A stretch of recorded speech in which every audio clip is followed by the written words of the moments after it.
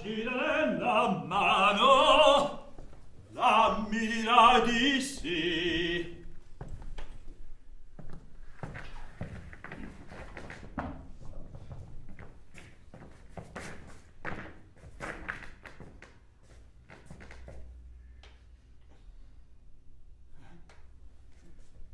Vedi non è lontano, partiamo meglio da qui.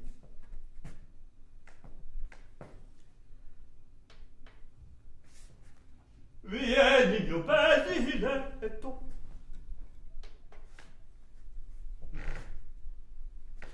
io cangerò tua sorte.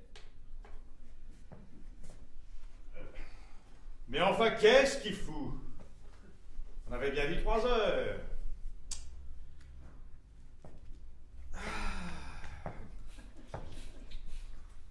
Ah. Évidemment, il est sur messagerie.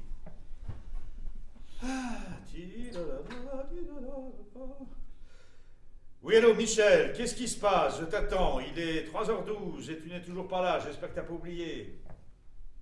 Bon, à tout de suite.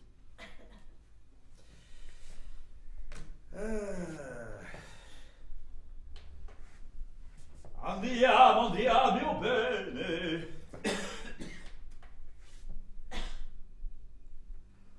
A ristorare de pene.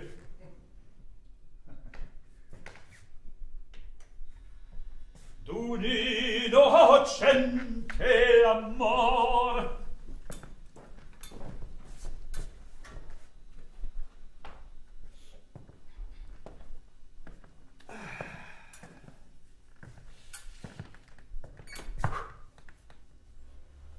C'est tout de même beau, un théâtre. Surtout celui-là.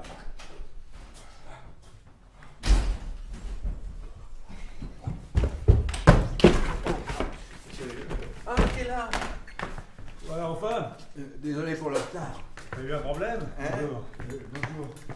Alerte à la pompe dans le métro. Oh! Mon chier! Arrête, la bombe, la bombe. C'était plutôt un canon. Et j'ai pas pu m'empêcher d'engager la conversation. Ce qui m'a un peu retardé. Mais je suis sûr que t'aurais pas pu t'en empêcher non plus. Me voilà rassuré. Mais t'es quand même gonflé, on a rendez-vous à 3h et toi tu dragues dans le métro, à ton âge. Mais qu'est-ce que tu veux, c'est plus fort que moi. Et puis pour mon âge, je te remercie, mais c'est un peu l'hôpital qui se fout de la charité, non? Oui, mais moi je ne drague pas, monsieur. Bon, allez, on va peut-être commencer parce que Jean-Pierre nous prête le théâtre seulement pour 1h30, ce qui est déjà sympa de sa part. Ah, tu veux dire que c'est exceptionnel? On connaît pas beaucoup qui feraient ça. Moi non plus. Ouais, il faut dire que tellement de théâtres vont changer de main. Tu les connais, toi? Le nouveau directeur? Non, pas vraiment. Ou alors pas personnellement. Oui, ça revient au même. Bon, en tout cas, ceux qui sont toujours là sont pas aussi généreux que Jean-Pierre. Il va falloir l'inviter à bouffer. C'est sûr. Ah mais, tu crois que notre projet l'intéresse? Oh, ça c'est une autre affaire. Un Don Juan et un Sganarelle sur leur tour, c'est peut-être une bonne idée pour nous, mais... Enfin, faut voir.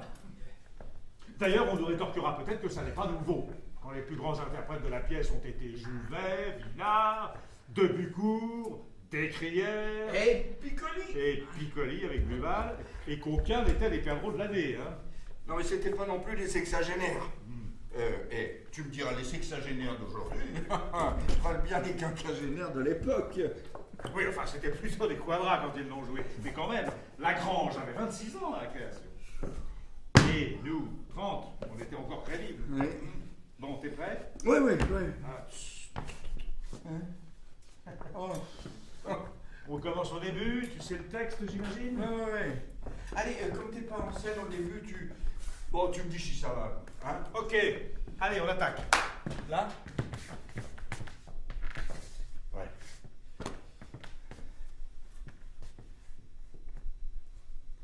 Pardon. Je me fais la voix, pardon. Mi. Ça y est? Oui, pardon.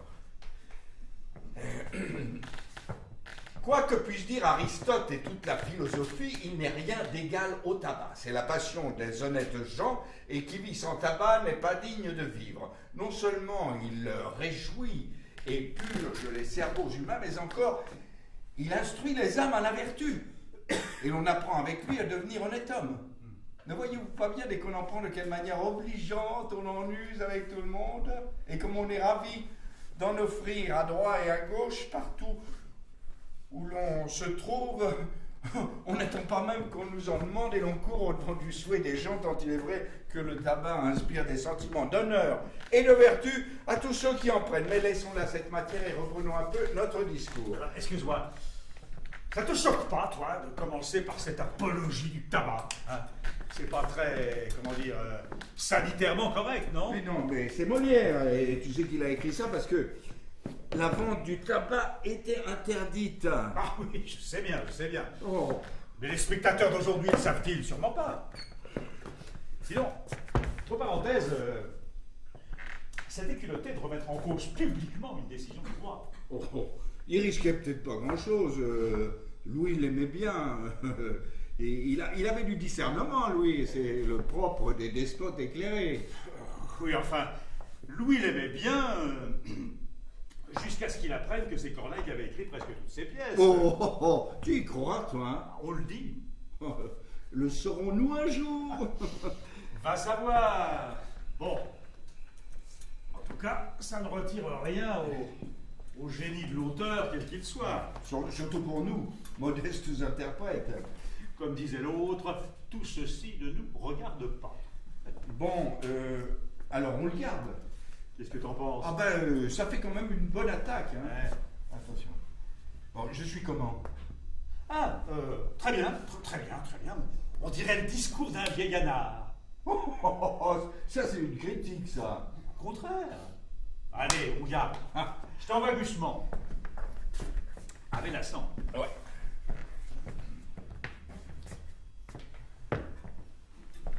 Si bien donc, cher Gusman, que Don Elvire, ta maîtresse, surprise de notre départ, n'a pu vivre, dis-tu, sans le venir chercher ici, que son cœur, que mon maître a su toucher si fortement, nous, n'a pu vivre, dis-tu, sans le venir chercher ici. Veux-tu qu'entre nous, je te dise ma pensée? J'ai peur qu'elle ne soit mal garée de son amour, son voyage en cette, et que son voyage en cette ville produise peu de fruits, et que vous eussiez autant gagné à ne bouger de là. Et la raison encore. Dis-moi, je te prie, Sganarelle, qui peut t'inspirer une peur d'un si mauvais augure? Ton maître t'a-t-il ouvert son cœur là-dessus? T'a-t-il dit qu'il eut pour nous quelque froideur, qu'il est obligé à partir? Non pas, mais à vue de pays, je connais à peu près le train des choses. Et sans qu'il m'ait encore rien dit, je gagerais presque que l'affaire va là-bas. Je puis peut-être me tromper, mais enfin sur de tels sujets, l'expérience m'a pu donner quelques lumières. Ce départ si peu prévu serait une infidélité de Don Juan. Il pourrait faire cette injure au chaste feu de Don Elvire. Non mais c'est qu'il est jeune encore et n'a pas le courage. Alors là, ça va pas du tout. Quoi, qu'est-ce qui va pas? C'est qu'il est jeune encore. Sganarelle ne peut pas dire ça, enfin, regarde-nous. Ah oui, évidemment. Ça pourrait être pris au second degré. Hein. Oh, au second degré, au second degré. On se ridiculise, oui, il faut adapter. Sinon, c'est Sarah Bernard qui veut jouer Juliette avec sa jambe de bois. Eh ben, je pourrais dire, c'est qu'il n'est plus très jeune. Oui, parfait. Là, on entre de plein pied dans l'adaptation.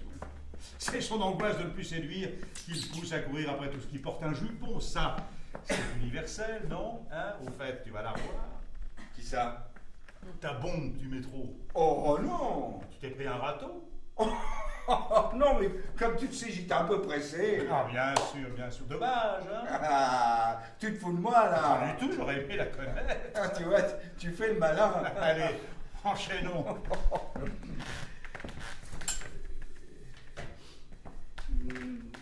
Non, mais c'est qu'il n'est plus très jeune et n'a pas le courage. Un homme de sa qualité ferait une action si lâche. Ah oui, sa qualité, la raison en est belle et c'est par là qu'il s'empêcherait les choses. Mais les scènes du mariage me tiennent engagé. Oh, mon pauvre Gusman, mon ami, c'est que tu ne sais pas encore, crois-moi, quel homme est Don Juan. Je ne sais pas de vrai calomnie peut-être, s'il faut qu'il nous ait fait cette perfidie. Et je ne comprends point comme après tant d'amour et tant d'impatience témoignés, tant d'hommages pressants, de vœux, de soupirs et de larmes, tant de lèvres passionnées, de protestations ardentes et de serments réitérés, tant de transports enfin, et tant d'emportements qu'il a fait paraître, jusqu'à forcer dans sa passion l'obstacle sacré d'un couvent pour m'être donné vivre en sa puissance.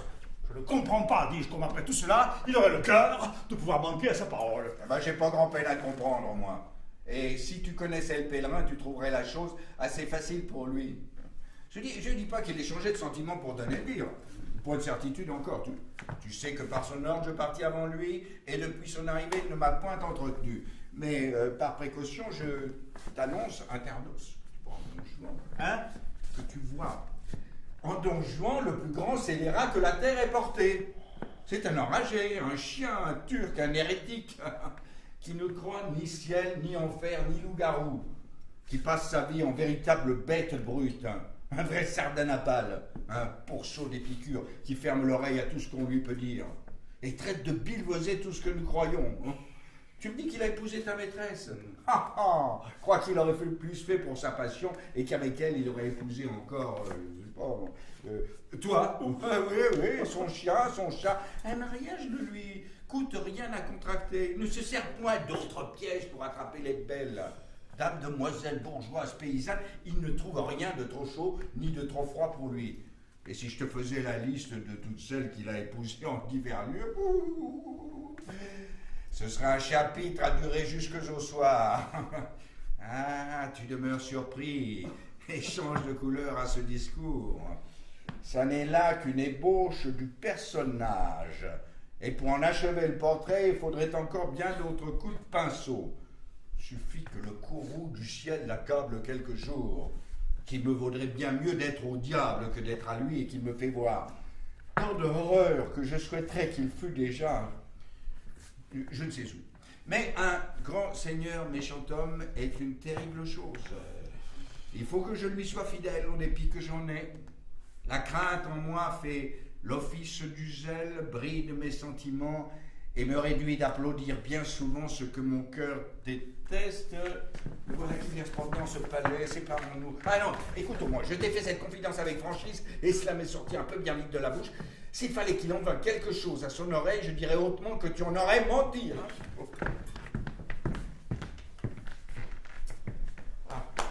Bravo.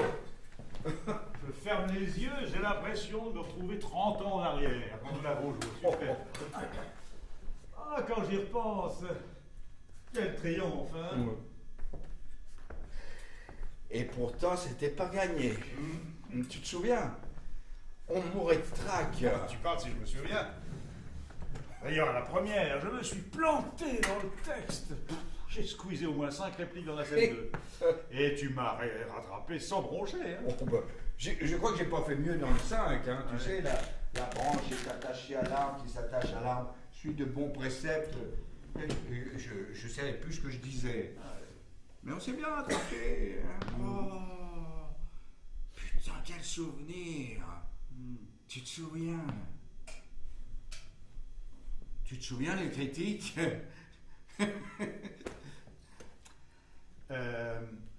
Philippe Leroy et Michel Claude ne jouent pas, ils sont Don Juan et Sganarelle.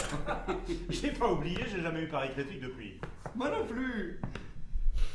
Et je me demande pourquoi d'ailleurs. Tu te le demandes. On a joué que des merdes après ce Don Juan. Oh bah, on a joué ce qu'on nous a proposé. On n'était pas obligé d'accepter. Ah non, mais il fallait bien bouffer. Ah. Et puis, parle pour toi. Hein? Moi, j'ai pas joué que des boulevards à dessous. Peut-être, mais t'as enchaîné des rôles médiocres dans des séries télé médiocres. C'est pareil. Du coup, on s'est fait oublier petit à petit. Oh, quel drôle de métier, hein. Le plus beau métier du monde. On ne fait pas de cadeaux. Tant que t'es pas une tête d'affiche indéboulonnable, on a vite fait t'oublier, tiens. Et puis, il y a le jeunisme. Il y a quelques années, un jeune metteur en scène préparait je ne sais plus quel classique. Moi, je savais qu'il y avait des personnages de mon âge. Je l'appelle. Il me demande, vous avez quel âge? 50 ans. Ah, ce sera pas possible, je ne prends pas de comédien de plus de 30 ans. Attends, je lui fais remarquer qu'il y a au moins 3 ou 4 rôles pour les comédiens de mon âge. Oui. Je sais bien, répond-il, mais je les ferai jouer par des jeunes. Oh non. J'ai raccroché. Qu'est-ce que tu veux dire? Oh là. Son spectacle a fait un bide, mais en attendant, nous, on est resté à se tourner les pouces. Tu parles. Si maintenant même les comédiens sont des seniors à 40 ans...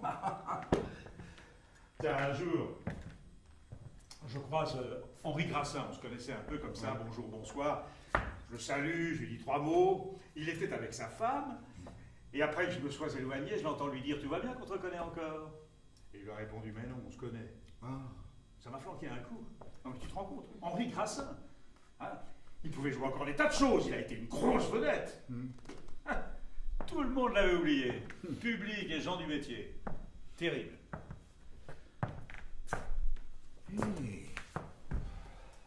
Oh. T'as des regrets? Oh, je sais pas. Oui, quelquefois.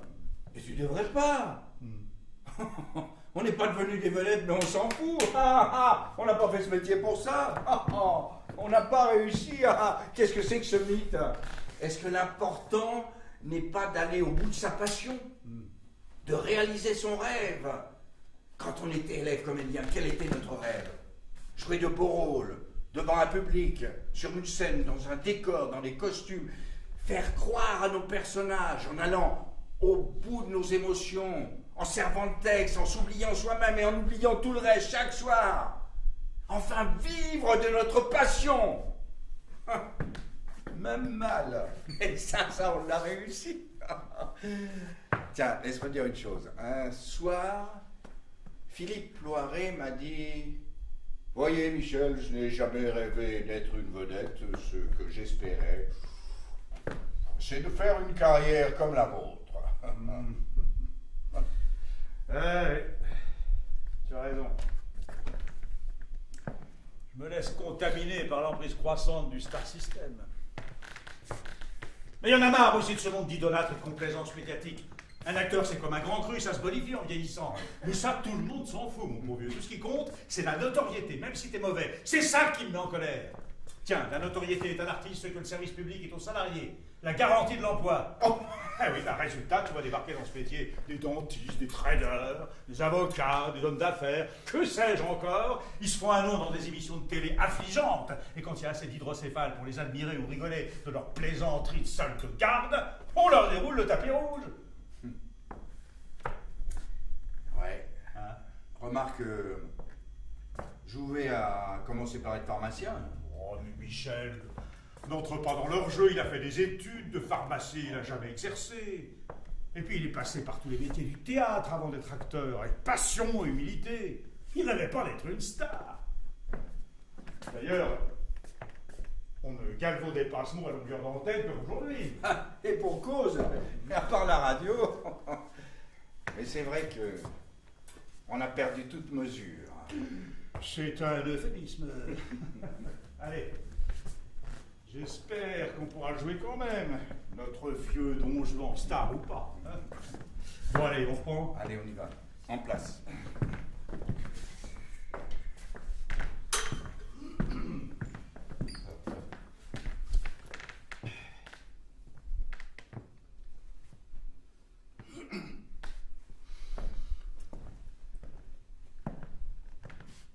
Quel homme te parlait là? Il a bien de l'air, ce me semble, du bon Gusman de Donnelleville. Quelque chose aussi à peu près de cela. Quoi, c'est lui? Lui-même, Et depuis quand est-il dans cette ville? d'hier au soir, Et quel sujet l'amène? je crois que vous jugez assez ce qu'il peut inquiéter. Notre départ, sans doute. Le bonhomme en est tout mortifié. Il m'a demandé le sujet. Et quelle réponse as-tu faite? Que vous ne m'en aviez rien dit. Mais encore, quelle est ta pensée là-dessus? Que t'imagines-tu de cette affaire? Moi, je crois, sans vous faire tort, que vous avez quelque nouvel amour en tête. Tu le crois? Ouais. Ma foi, tu ne te trompes pas. Oh mon Dieu.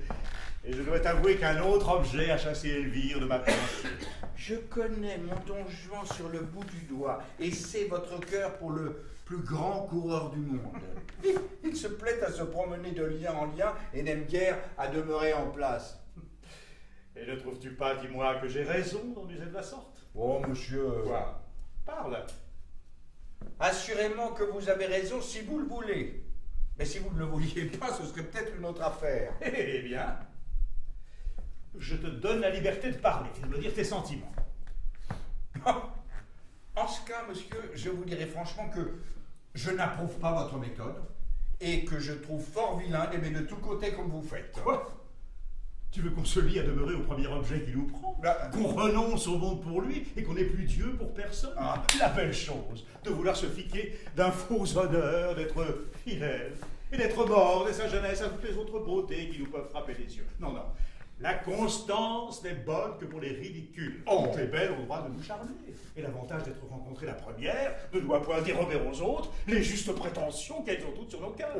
Pour moi, la beauté me ravit partout où je la trouve. Et je cède facilement à cette douce violence dont elle nous entraîne. J'ai beau être engagé, l'amour que j'ai pour une belle n'engage point mon âme à faire injustice aux autres. Je conserve les yeux pour voir le mérite de toutes et rends à chacune les hommages et les tributs où la nature nous oblige. Quoi qu'il en soit, je ne puis refuser mon cœur à tout ce que je vois d'aimable. Les inclinations naissantes, après tout, ont des charmes inexplicables, et tout le plaisir de l'amour est dans le changement. On goûte une douceur extrême à réduire par son hommage le cœur de nos jeunes beautés, à voir de jour en jour les petits progrès qu'on y fait, à forcer pied à pied toutes les petites résistances qu'elle nous oppose, à vaincre les scrupules dont elle se fait un honneur, et la mener doucement où nous avons envie de la faire venir. Mais lorsqu'on en est maître, une fois, il n'y a plus rien à dire, ni rien à souhaiter. Tout le pot de la passion est fini. Et nous nous endormons dans la tranquillité d'un tel amour, si quelque objet nouveau ne vient réveiller nos désirs et présenter à notre cœur les charmes attrayants d'une conquête à faire. Enfin, il n'y a rien de si doux que de triompher de la résistance d'une belle personne. Et j'ai, sur ce sujet, l'ambition des conquérants qui volent perpétuellement de victoire en victoire et ne peuvent se résoudre à borner leurs souhaits. Il n'est rien qui puisse arrêter l'impétuosité de mes désirs. Je me sens un cœur à aimer toute la terre. Et comme Alexandre, je souhaiterais qu'il y eût d'autres mondes pour y pouvoir étendre mes conquêtes amoureuses. Vertu de ma vie, comme vous débitez. On croirait que vous avez appris ça par cœur. Et vous parlez tout comme un livre. Qu'as-tu à dire à cela? Ma foi, monsieur, j'ai à dire. Je ne sais que dire. Car vous tournez les choses d'une manière qu'il semble que vous ayez raison. Et cependant, il est vrai que vous ne l'avez pas. J'avais les plus belles pensées du monde là-dessus, et vos discours ont brouillé tout cela. Laissez faire. Une autre fois, je mettrai mes raisonnements par écrit pour disputer avec vous. Tu feras bien. Mais, monsieur, serait-il de la permission que vous m'avez donnée si je vous disais que je suis, tant soit peu, scandalisé de la vie que vous menez? Comment, quelle vie est-ce que je mène? Fort bonne. Mais par exemple, de vous voir tous les mois, vous marier comme vous faites. Y a-t-il rien de plus agréable? Oh, oui, je conçois que cela est fort agréable et fort divertissant. Et je m'en accommoderais assez, moi, s'il n'y avait point de mal. Mais monsieur, se jouer ainsi d'un mystère sacré... Va, c'est une affaire entre le ciel et moi. Et nous la démêlerons bien ensemble sans que tu t'en mettes en peine. Ma foi, monsieur, j'ai toujours ouï dire que c'était une méchante raillerie que de se railler du ciel. Et que les libertins ne font jamais une bonne fin. Oh là, maître Sceau! Vous savez que je vous ai dit que je n'aime pas les faiseurs de remontrances. Je parle pas aussi à vous. Dieu m'en garde. Vous savez ce que vous faites, vous, et si vous ne croyez rien, vous avez vos raisons. Mais il est de certains petits impertinents dans le monde qui sont libertins sans savoir pourquoi. Ils font les esprits forts parce qu'ils croient que cela leur sied bien. Et si j'avais un tel maître, je lui dirais fort nettement, le regardant en face, osez-vous bien ainsi vous jouer au ciel? Et ne craignez-vous pas de vous mêler comme vous faites des choses les plus saintes? C'est bien à vous, petit ver de terre, petit myrmidon où vous êtes, je parle au maître que j'ai dit. C'est bien à vous, dis-je, à vouloir vous mêler de tourner en raillerie tout ce que les hommes révèrent. Croyez-vous que pour être de qualité, pour avoir une perruque blonde et bien frisée, des plumes à votre chapeau, un habit bien doré, des rubans couleur de feu, C'est pas à vous que je parle, c'est à l'autre. Hein? Croyez-vous, dis-je, que tout vous soit permis et qu'on ose vous dire vos vérités? Apprenez de moi qui suis votre valet que le ciel punit tôt ou tard les impies, qu'une méchante vie amène une méchante mort et que...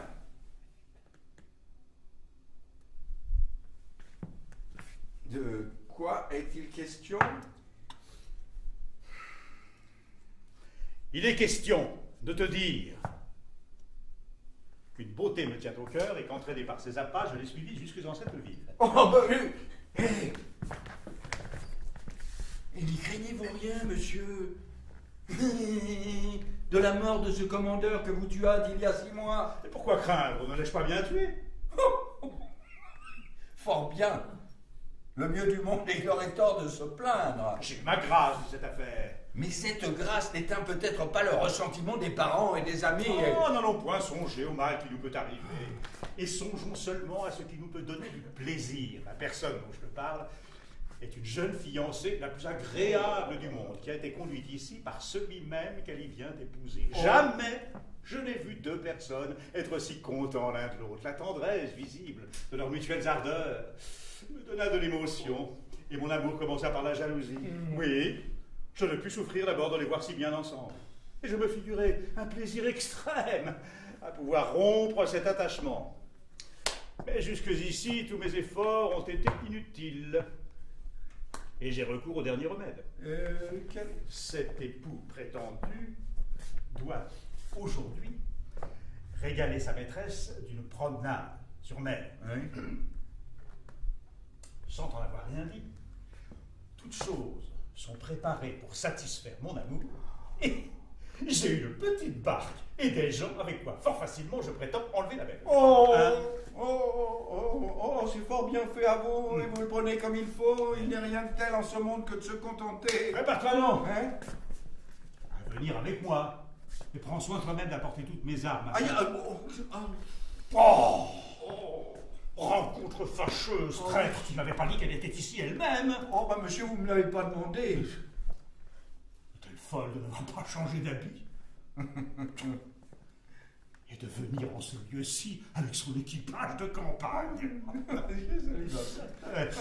À ce moment-là, entre Elvire, me ferez-vous la grâce, Don Juan, de vouloir bien me reconnaître, etc., etc. Bon, dis donc, elle se passe plutôt bien cette scène. Qu'en penses-tu? Oui, j'ai l'impression. Oh, dis donc, t'as pas l'air convaincu. Pas totalement, en effet. Plus je dis ce texte, plus je trouve difficile de le jouer à notre âge. Tu comprends? La jeunesse de Don Juan, c'est la clé de la pièce. On a souvent dit qu'elle était mal fichue. Faux. C'est qu'on s'est toujours obstiné à faire de lui un homme mûr. Du coup, on ne comprend plus pourquoi il se confie à Sganarelle, pourquoi il est si maladroit avec Elvire, pourquoi il virevolte de femme en femme comme un puceau qui se cherche. Non, mais tu crois vraiment qu'il est maladroit avec Elvire? Est-ce que ça serait pas plutôt le plaisir de faire souffrir une femme qui n'aime plus? Hein? Puis il s'amuse à embarrasser Sganarelle en disant: Madame, voici Sganarelle qui sait pourquoi je suis parti. Non, impossible! Parce qu'alors on fait d'Elvire une crétine, si elle est à la fois humiliée par le dédain du pardon qu'elle aime encore, et dupe de sa confusion feinte. Oui, mais alors, on peut tout imaginer. Hein. J'ai vu récemment une mise en scène où elle se lâchait face à Don Juan parce qu'elle était complètement bourrée. Je l'ai vu aussi, absurde. On perdait complètement le rapport de force. Elle dit des choses trop sensées pour une soularde. Hein. Elle lui disait qu'à vérité, elle le traite de lâche. Elle le met mal à l'aise, bon sang. C'est vrai, mais il peut aussi être resté un vieil adolescent, hein? Un homme qui n'a pas mûri. Oui, ça rend la pièce plus actuelle. En quelque sorte, oui. Et nous-mêmes ne sommes-nous pas un peu immatures? Est-ce que nous ne passons pas notre temps à fuir notre âge, hein? À tenter de repousser les limites de la séduction? Est-ce que nous ne sommes pas un peu comme Dorian Gray quand il dit si je m'aperçois que je vieillis, je me tue? En jouant cette pièce, Mais on fait une cure de jouvence, mon vieux. Une sorte de psychanalyse, en somme. Non. Un voyage dans le temps, plutôt. Nous rajeunissons parce que cette pièce nous oblige à oublier le temps qui passe. Chaque soir, pendant 2 heures. C'est toujours ça de prix.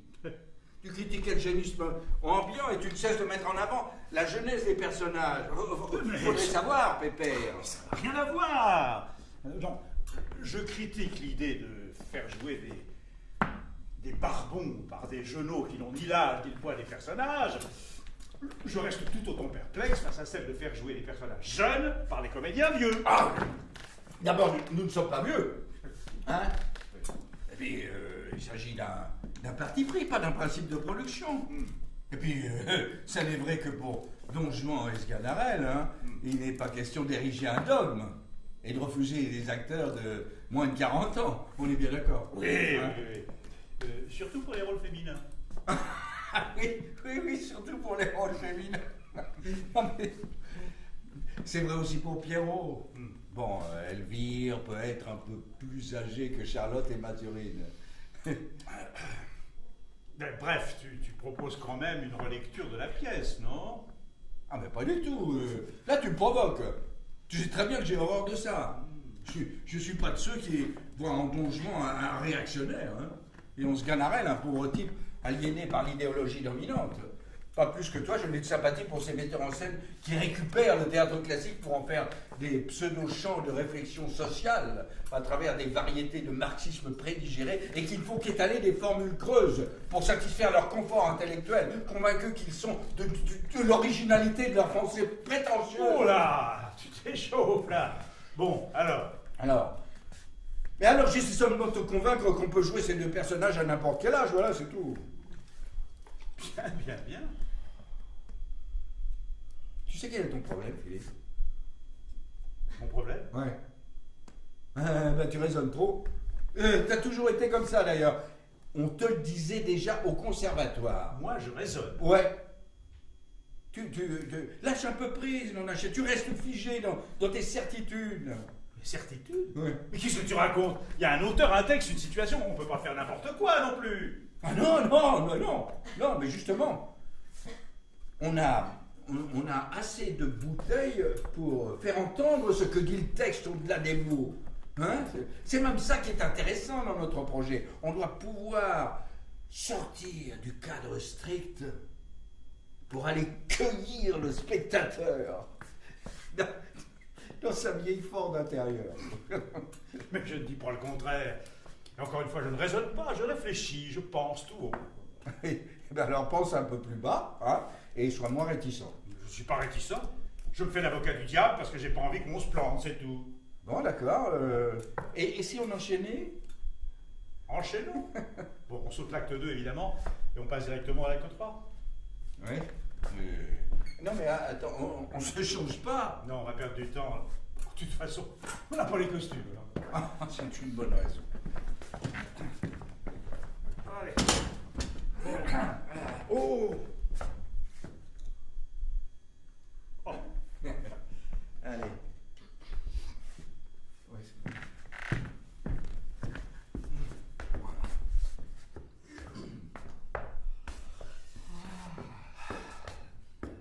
Ma foi, monsieur, avouez que j'ai eu raison et que nous voilà l'un et l'autre déguisés à merveille. Et votre premier dessin n'était pas du tout à propos. Et ceci nous cache bien mieux que tout ce que vous vouliez faire. Il est vrai que te voilà bien. Je ne sais où tu as été déterré, c'est un tirail ridicule. Ouais, et c'est l'habit d'un vieux médecin qui a été laissé en gage à l'endroit où je l'ai pris. Et il m'en a coûté de l'argent pour l'avoir. Mais savez-vous, monsieur, que cet habit me met déjà en considération, hein, que je suis salué des gens que je rencontre et que l'on vient me consulter, ainsi qu'un habile homme. Comment donc? 5 ou 6 paysans et paysannes, en me voyant passer, me sont venus demander mon avis sur différentes maladies. Et tu leur as répondu qu'il n'y entendait rien. Moi, pas du tout. J'ai voulu soutenir l'honneur de mon ami. J'ai raisonné sur le mal et leur ai fait des ordonnances à chacun.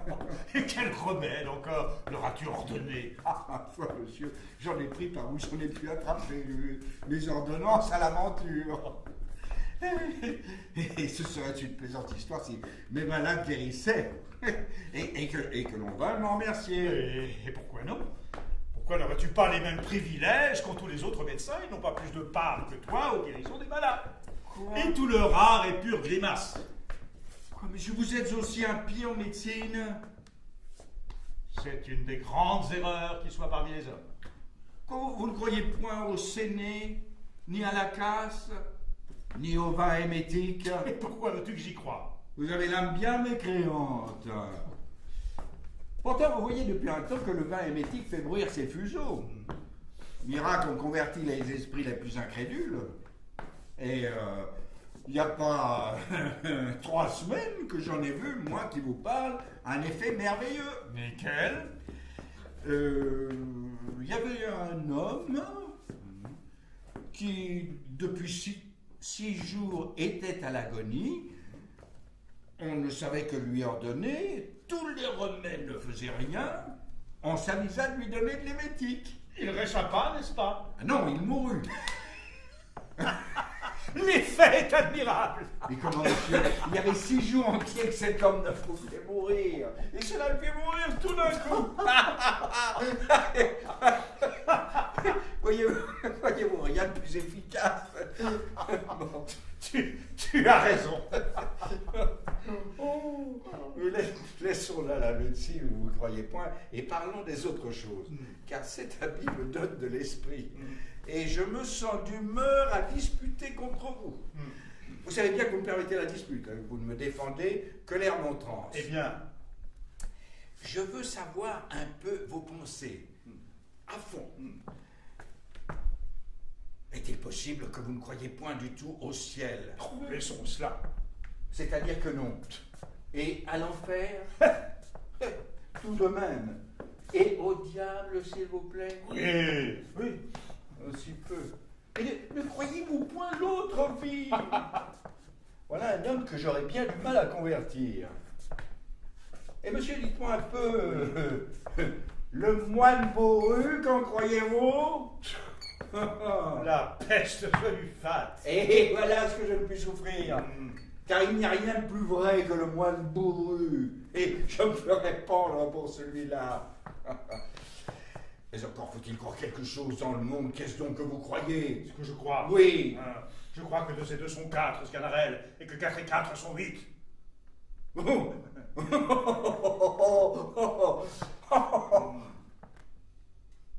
Une croyance que voilà.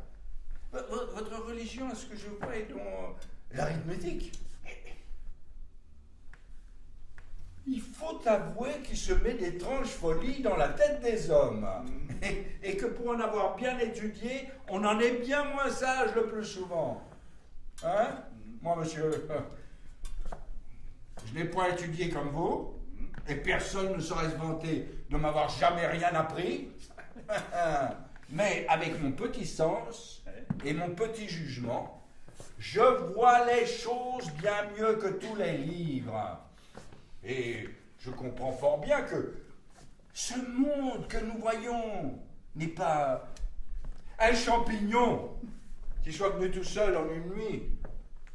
Pouvez-vous me dire qui a fait ces arbres-là, hein? Et ces rochers, et ce ciel que voilà là-haut, et cette terre, et si tout cela s'est fait tout seul, hein? Vous êtes là, vous, par exemple. Est-ce que vous vous êtes fait tout seul? Et n'a-t-il pas fallu que votre père eût engrossé votre mère pour vous faire, pouvez-vous voir toutes ces inventions dont la machine de l'homme est composée sans admirer de quelle façon cela est agencé l'un dans l'autre, là, ces nerfs, ces os, ces artères, ces veines, ces artères, ces poumons, ce cœur, ce foie, ces autres ingrédients qui... Non, mais interrompez-moi donc si vous voulez. Mais je ne saurais disputer sinon de m'interrompre. Vous taisez exprès et me laissez parler par belle malice. J'attends que ton raisonnement soit fini. Mon raisonnement est qu'il y a quelque chose d'admirable dans l'homme, quoi que vous puissiez dire. Cela n'est-il pas merveilleux que me voilà ici, que j'ai dans la tête 100 choses différentes en un moment, et fait de mon corps ce que je veux. Regardez, je peux frapper des mains, hein, lever les bras, baisser la tête, lever les yeux, relever les pieds, allez, à droite, à gauche, en avant, en arrière, tourner, tourner, tourner.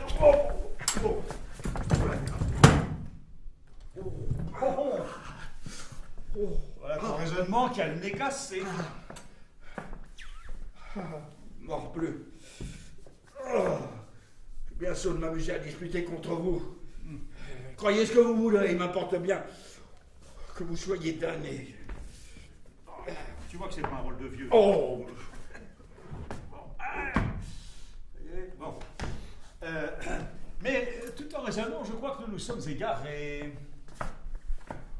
Appelle un peu cet homme que voilà, là-bas. Attends. Pour lui demander le chemin.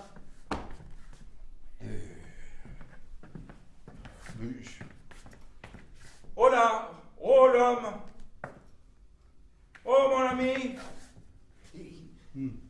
Oh mon compère! Oui, un petit mot s'il vous plaît. Indiquez-nous un peu le chemin qui mène à la ville. Bon. J'ai une proposition à te faire. Dis toujours.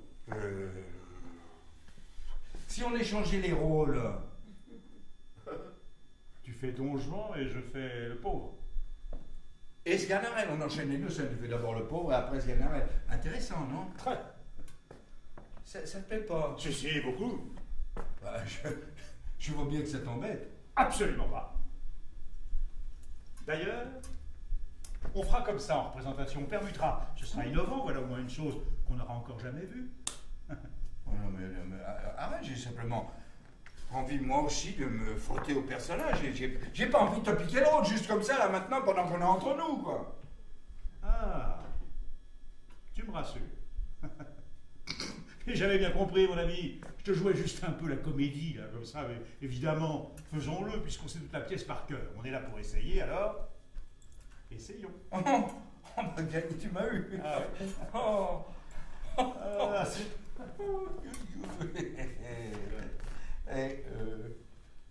Allez, tu vas te mettre où? Bah, je m'assieds par terre, là, ça te va? Non, ouais.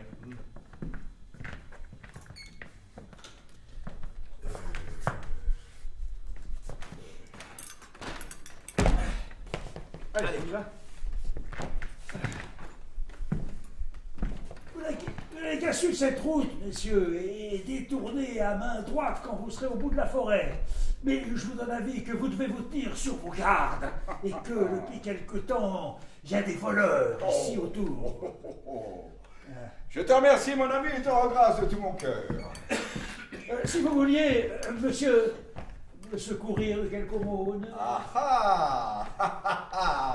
Ton avis est intéressé à ce que je vois? Oh, je suis un pauvre homme, monsieur, retiré tout seul dans ce bois depuis 10 ans.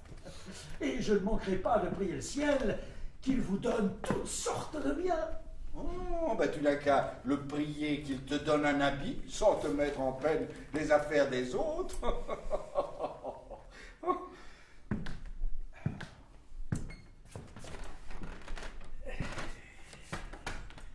Oh. Quelle est ton occupation parmi ces arbres? De prier le ciel tout le jour pour la prospérité des gens de bien qui me donnent quelque chose. Il ne se peut donc pas que tu ne sois bien à ton aise. Hélas, monsieur, je suis dans la plus grande nécessité du monde. Tu te moques. Un homme qui prie le ciel tout le jour ne peut pas manquer d'être bien dans ses affaires. Je vous assure, monsieur, que le plus souvent, je n'ai pas un morceau de pain à mettre sous les dents. Voilà qui est étrange. Et tu es bien mal reconnu de tes soins. je m'en vais te donner un louis d'or, pourvu que tu veuilles jurer. Oh, monsieur, voudriez-vous que je commisse un tel péché? À moins de cela, tu ne l'auras pas. Tiens, en voici un que je te donne si tu jures. Tiens, il faut jurer. Monsieur, À moins de cela, tu ne l'auras pas. Prends, le voilà, prends, te dis-je. Mais jure donc. non, monsieur, j'ai mieux mourir de faim. Oh, va. Je te le donne pour l'amour de l'humanité.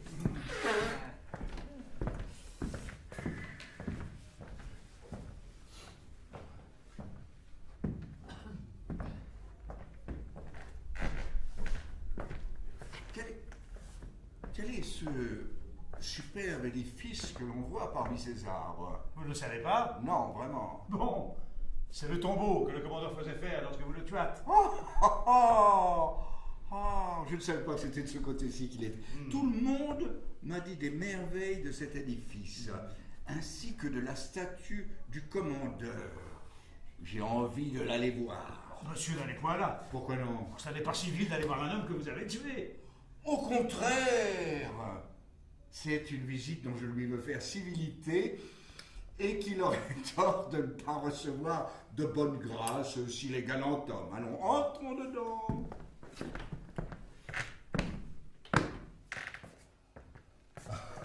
Oh!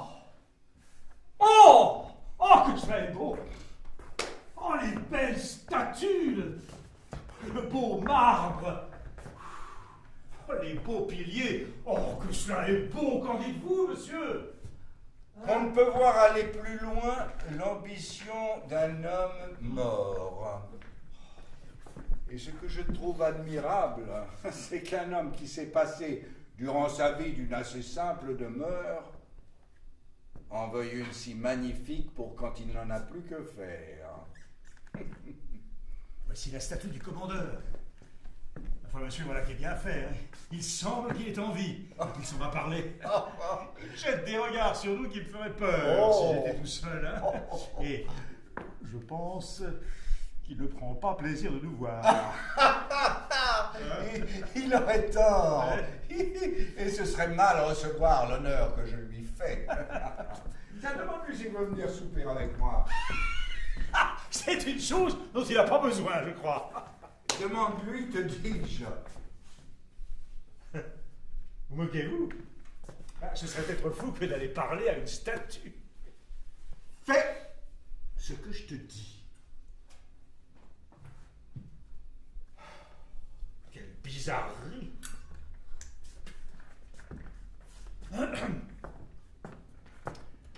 Seigneur commandeur, je ris de ma sottise, mais c'est mon maître qui me l'a fait faire. Bon. Seigneur commandeur, mon maître, Don Juan vous demande si vous voulez lui faire l'honneur de venir souper avec lui. Ah! Qu'est-ce? Qu'as-tu? Dis donc, veux-tu parler? La statue. Eh bien, que veux-tu dire, traître? Je vous dis que la statue. Eh bien, la statue. Oh, je t'assomme si tu ne parles. La statue m'a fait signe. Ah, la peste, le coquin. Elle m'a fait signe, vous dit, je n'ai rien de plus vrai. Allez-vous en lui parler vous-même, pourquoi, peut-être. Viens, Marot.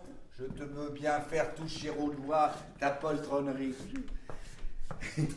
Le seigneur commandeur voudrait-il venir souper avec moi? Je ne voudrais pas en tenir 10 pistoles, eh bien, monsieur. Allons, sortons d'ici. Voilà de mes esprits forts qui ne veulent rien croire.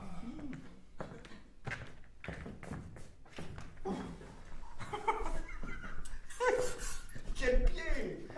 Sacré vieux pirate. T'as eu ton compte? Hein? Pourquoi tu me dis ça tout d'un coup? Parce que tu dis quel pied? Oui, alors? Ah, tu connais pas ça, toi? Non.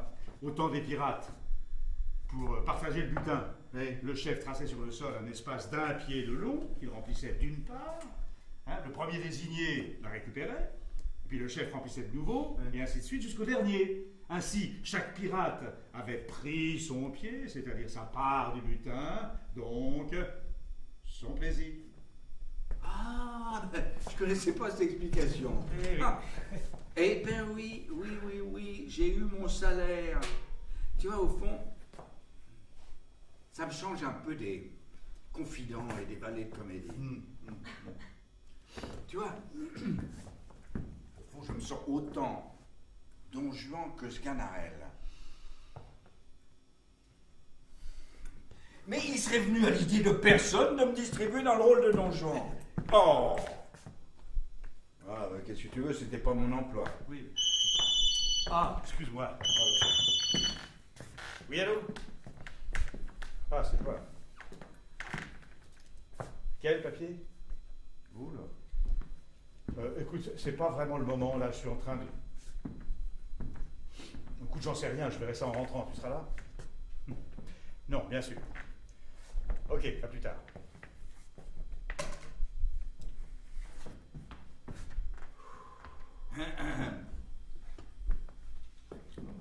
Ça va. Ça a pas l'air d'aller. Si, ça va, ça va. Et, Martine et toi, ça va bien? Oui, avec des hauts et des bas, comme dans tous les vieux couples. Pourquoi tu me demandes ça tout d'un coup? Christine me quitte. Pas possible. Oh mince. Ça alors. Qui l'aurait cru? Il y a combien de temps que vous êtes mariés déjà? 20 ans. Ah, oui, quand même. Hein. Et vous avez une grosse différence d'âge. 20 ans. Ah oui, quand même. Bah, et toi, avec Martine, vous avez combien? 18. Ça change tout.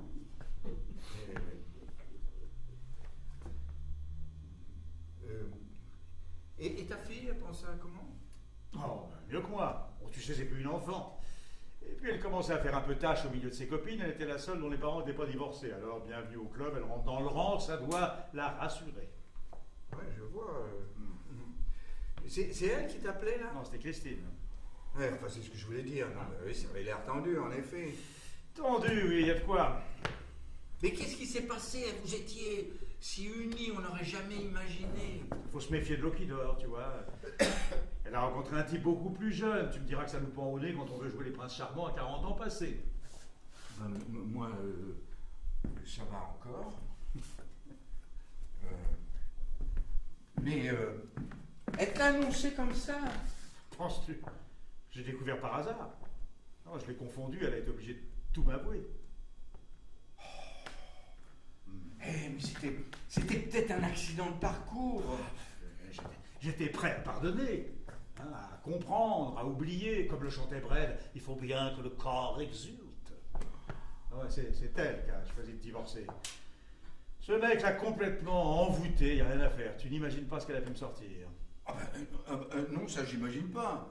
20 ans, c'est largement suffisant, surtout avec un pauvre type comme moi, incapable de devenir quelqu'un, etc., etc. Oh. Ah ouais, je comprends mieux. Qu'est-ce que tu comprends mieux? Tes regrets de ne pas être une vedette. Hein, et puis tes réticences à jouer un Don Juan sur leur tour. Oh, non, je ne pense pas que mes propos aient été influencés par ma propre situation. En revanche, et ça peut te paraître contradictoire, j'ai viscéralement besoin de jouer pour oublier tout ça. Oh bah tu m'étonnes. Cependant, le thème de Don Juan n'est peut-être pas le mieux choisi. Au contraire. Tu me vois jouer le cocu magnifique, ou encore Arnolphe de l'école des femmes, face à une Agnès toute mignonne qui lui parle de son attirance pour Horace. Non. Là, au moins, d'une certaine manière, je me venge. Oui, c'est pas faux. Hein. Et moi qui allais te proposer de remettre à plus tard notre petite aventure si tu n'étais pas en état de continuer. Surtout pas, tu veux que je prenne encore un coup de vieux? D'autant que je me retrouve seul, hein, et qu'à notre âge, on ne refait pas sa vie comme ça. Hein. A fortiori quand on aime les femmes beaucoup plus jeunes. Pardon, tu sais ce que disait Oscar Wilde, non? Les jeunes voudraient être fidèles et ne le sont pas. Les vieux voudraient être infidèles et ils peuvent plus. Oui, alors toi, t'es resté très jeune. Oh, je t'en remercie. Mais justement, Martine apprécie la moitié. Elle connaît tes frasques? Non. Mais elle a des doutes. Et c'est presque pire.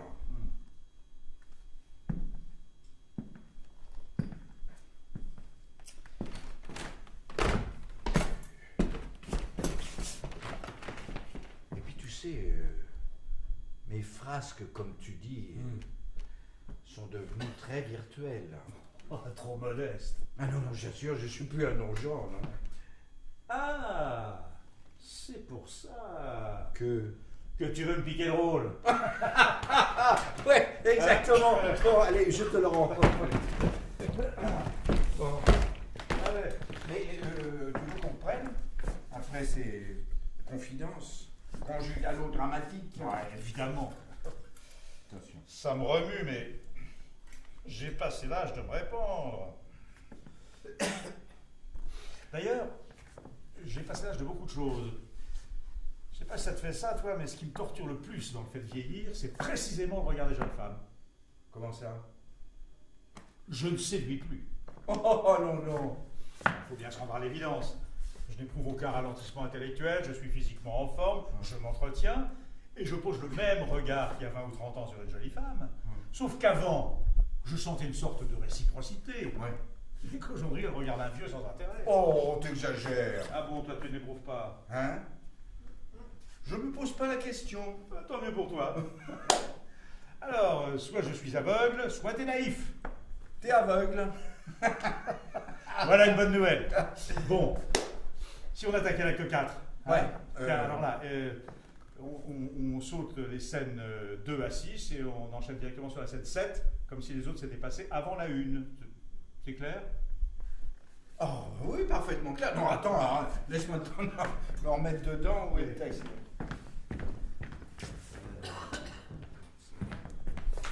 Alors, scène 6. Ah oui, oui, oui. On est chez Don Juan et on s'apprête à bouffer, c'est ça? C'est ça. Et on va qu'à s'asseoir là. Tiens, normalement, il y a une table.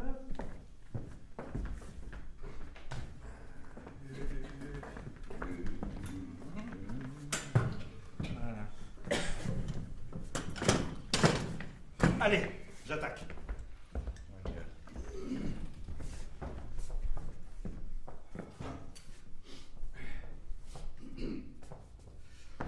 Quoi qu'il en soit, laissons cela, c'est une bagatelle. Nous pouvons avoir été trompés par un faux jour ou surpris de quelques vapeurs qui nous aient troublé la vue. Oh, monsieur, ne cherchez pas à démentir ce que nous avons vu les yeux, voilà. Il n'y a rien de plus vrai que ce signe de tête. Et je ne doute pas que le ciel, scandalisé de votre vie, n'ait produit ce miracle pour vous convaincre et pour vous retirer... Écoute, si tu m'importunes davantage de tes sottes moralités, si tu me dis encore le moindre mot là-dessus, je vais appeler quelqu'un, demander un air de bœuf, te faire tenir par 3 ou 4 et te rouer de 1000 coups, m'entends-tu bien? Oh bien, monsieur, le mieux du monde, c'est ce qu'il y a de bon en vous, que vous n'allez pas chercher de détour. Vous dites les choses avec une netteté admirable. Allons, qu'on me fasse souper le plus tôt que l'on pourra.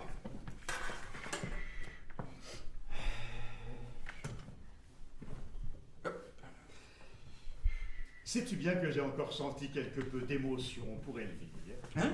et que j'ai trouvé de l'agrément dans cette nouveauté bizarre, et que son habit négligé, son air languissant, et ses larmes ont réveillé en moi quelques petits restes d'un feu éteint. C'est-à-dire que ces paroles n'ont fait aucun effet sur vous? Vite, à souper. Voilà.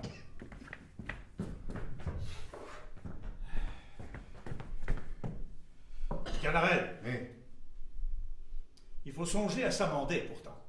Oui, da. Oui, ma foi. Il faut s'amender. Oui. Encore 10 ou 20 ans de cette vie-ci, et puis nous songerons à nous. Oh Qu'en penses-tu? Rien. Voilà le souper. Bon. Ah, qui donc peut frapper cette sorte? Laissez-moi faire, je m'y en vais moi-même. Qu'est-ce donc? C'est le... Qu'y a-t-il? Il est là. Allons voir. Et montrons que rien ne me saurait ébranler.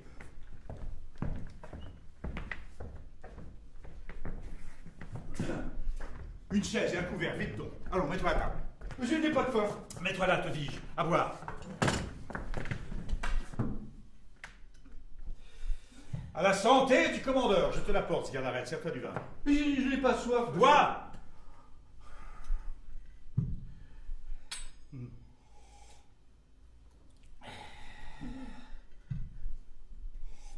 Et chante ta chanson pour régaler le commandeur. Je suis enrhumé, monsieur. Il n'importe. Allons, vous autres, venez, accompagnez sa voix. Don Juan, c'est assez. Je vous invite à venir demain souper avec moi. En aurez-vous le courage? Oui, j'irai accompagné du seul Sganarelle. Non, il est demain jeûne pour moi. Prends ce flambeau. On n'a pas besoin de lumière quand on est conduit par le ciel. Noir. Bon. Et on a le temps de faire les scènes du sein. Oui.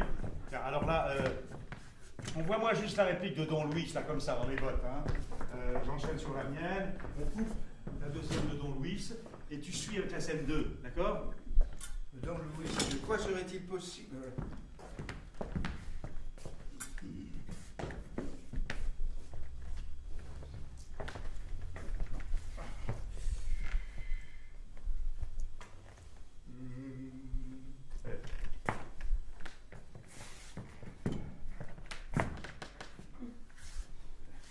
Quoi?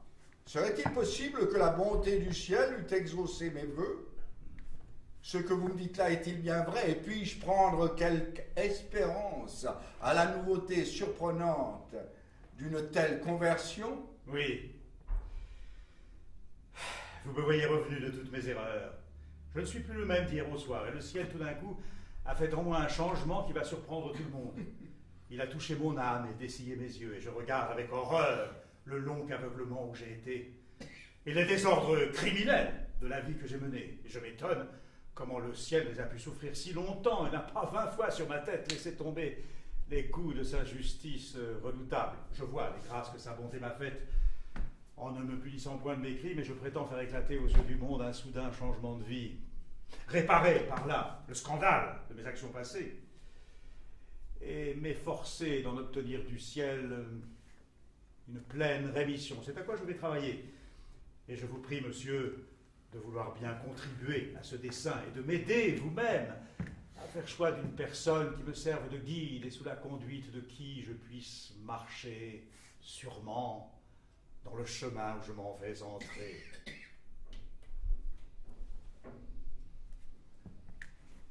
Oh, monsieur, que j'ai de joie de vous voir converti.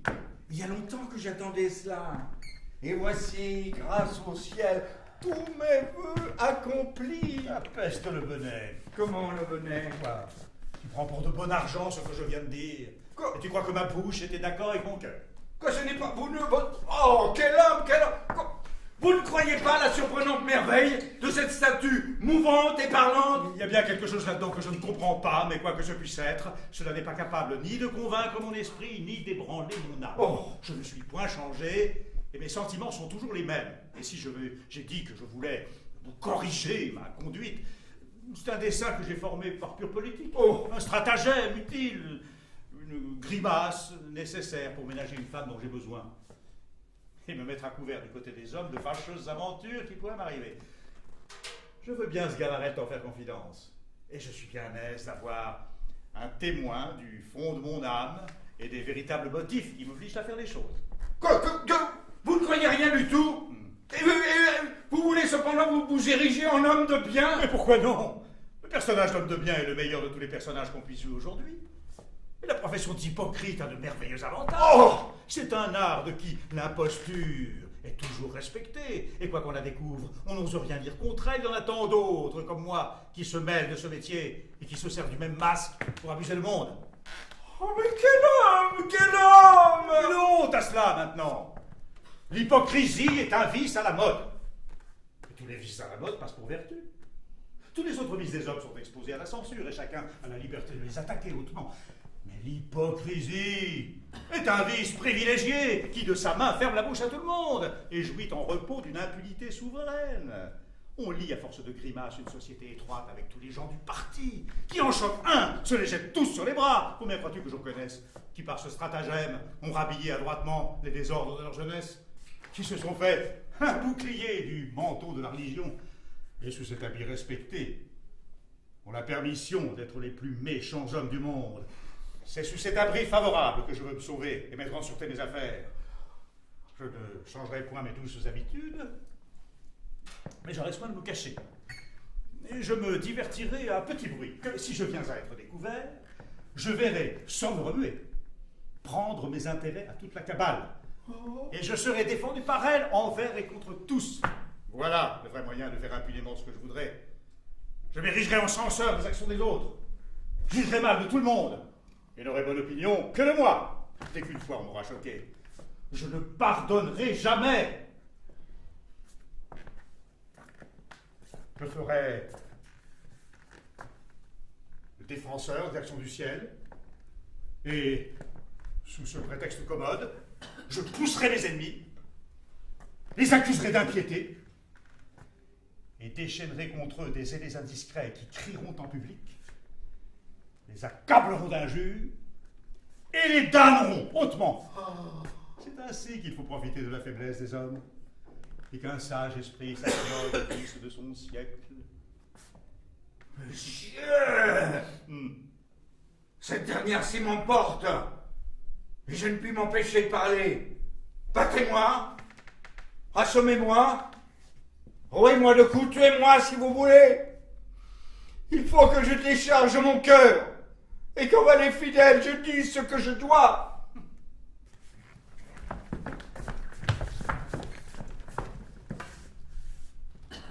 Sachez, monsieur, que tant va la cruche à l'eau, qu'enfin elle se brise.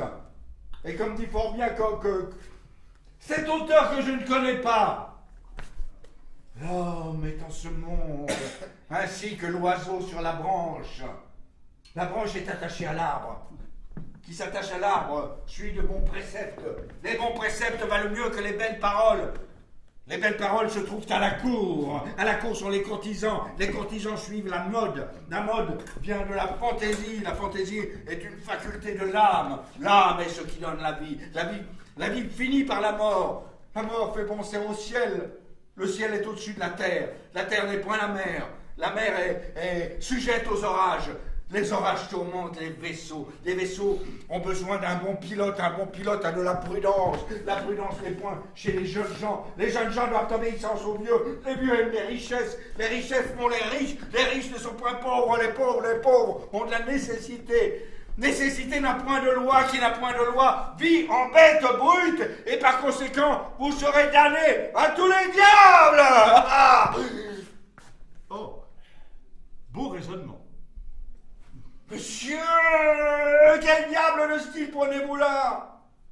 Il ne vous manquait plus que d'être hypocrite pour vous achever de tout point. Et je vous aimerais bien mieux comme vous étiez auparavant. J'espérais toujours de votre salut, et c'est maintenant que j'en désespère. Et je crois que le ciel qui vous a souffert jusqu'ici ne pourra point du tout souffrir cette dernière horreur. Le ciel n'est pas si exact que tu penses. Et si toutes les fois que les hommes... Entendez-vous, monsieur? Qu'est-ce qui vous parle? C'est le ciel qui vous parle. Et c'est un avis qu'il vous donne. Si le ciel me donne un avis, il faut qu'il parle un peu plus clairement s'il veut que je l'entende. Don Juan n'a plus qu'un moment à pouvoir profiter de la miséricorde du ciel. Et s'il ne se repent ici, sa perte est résolue. Attendez-vous, monsieur. Qui ose te dire ces paroles? Je crois connaître cette voix. C'est un spectre, ça, monsieur. Je le reconnais au marché. Un spectre fantôme ou diable, je veux voir ce que c'est. Voyez-vous, monsieur, ce changement de figure. Non, rien n'est capable de m'imprimer de la terreur et je veux éprouver avec mon épée si c'est un corps ou un esprit. Monsieur, donnez-vous à tant de preuves et jetez-vous vite dans le repentir. Non, il ne sera pas dit quoi qu'il arrive que je sois capable de me repentir. Allons, suis-moi. Arrêtez, Don Juan. Vous m'avez hier donné parole de venir manger avec moi. Oui, où faut-il aller? Donnez-moi la main. Ben voilà. Don Juan, l'endurcissement au péché crée une mort funeste, et les grâces du ciel que l'on renvoie ouvrent un chemin à sa foudre.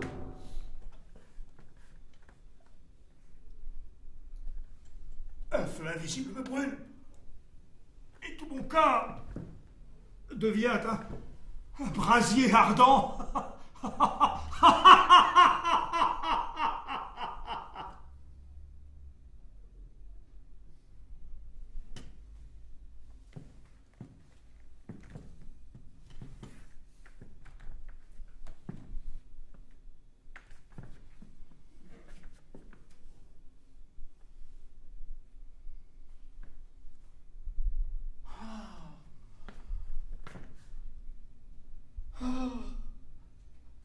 Voilà. Par sa mort, un chacun satisfait.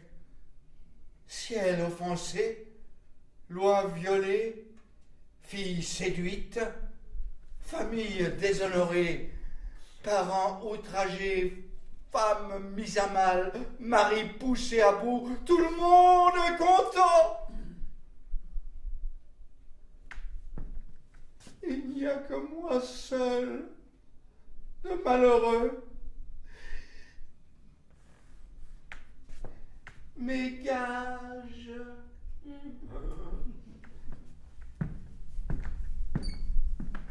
Mes gages!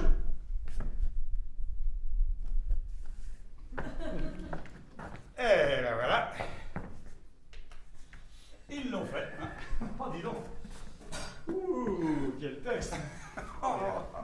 Il n'y a rien à changer, même encore aujourd'hui. Ouh. Ah, dis donc.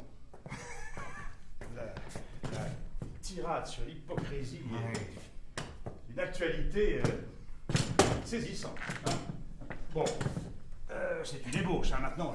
La pièce, on n'est pas encore arrivé. Oh, ben sois pas défaitiste. Tu vois bien que c'était faisable. Oui, je le reconnais. Mais... La jeunesse de Don Juan ressort souvent du texte, c'est vrai. A contrario, son discours est souvent celui d'un homme revenu de tout. Il en résulte... Il en résulte qu'on peut jouer ce rôle à n'importe quel âge. Voilà, c'est tout. Ah, encore? Mais qu'est-ce qu'elle veut cette fois-ci? Oh. Ah bah non, c'est pas elle, tiens. Oui, allô? Ah, c'est toi, Jean-Pierre. Bah, écoute, on vient juste de finir, là, on libère... Pardon? Ah, tu as enregistré? Sans blague. C'est pas une blague. Oui, d'accord. Oui, ok, très bien. Entendu, on arrive là tout de suite. Incroyable. Qui c'est Jean-Pierre? Oui. Il nous prend. Quoi? On le monte ici. Ah, c'est génial. Oui. Enfin non, on monte pas Don Juan, hein. Il veut ce qu'on vient de faire là. Excuse-moi, je comprends pas. Il avait allumé le retour-scène de son bureau. Oui. Il a écouté toute notre répétition. Il l'a enregistré pour ne pas en perdre une miette. Il souhaite qu'on en fasse la transcription intégrale et qu'on rejoue tout ça, les extraits et nos échanges off. Donc, rien que nous deux, il suggère qu'on appelle la pièce Don Sganarelle. Enfin, qu'est-ce que ça peut intéresser? On raconte notre vie. C'est précisément ça qu'il trouve intéressant. Hein? Eh oui, nos réflexions face au texte de Don Juan que finalement nous jouons de bout en bout à travers nos scènes. C'est cet entre-là des deux dialogues qui l'excite. Deux pièces pour le prix d'une, quoi. Oh, l'enfoiré! C'est complètement dingue, cette histoire. Il est malin, hein? Et puis, Hein? deux personnages, ça coûte moins cher que 16. Fais gaffe, Big Brother nous écoute. Hein? Allez, bien. Il attend dans son bureau. Ah, alors attends, il faut que je remette la servante là.